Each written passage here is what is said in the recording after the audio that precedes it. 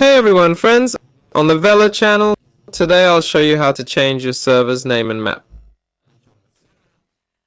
So first we go into the server, DCFS server, right click, hit manage, and then browse local files. And we end up here.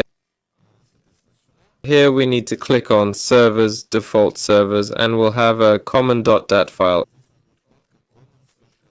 Open it up with Notepad. There we go, and an empty notepad opens up. Alright, so next just type in name in English.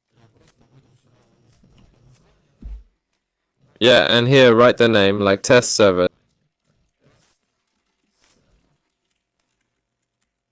Then you can type map and enter the map name, for example, Washington.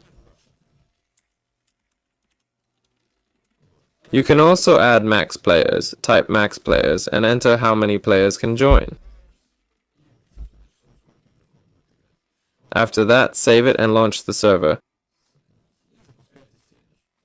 And that's how you change your server's name and map.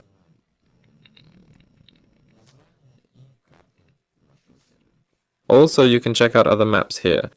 In maps, you can go in here and find these maps, and you can copy their names and paste them in there.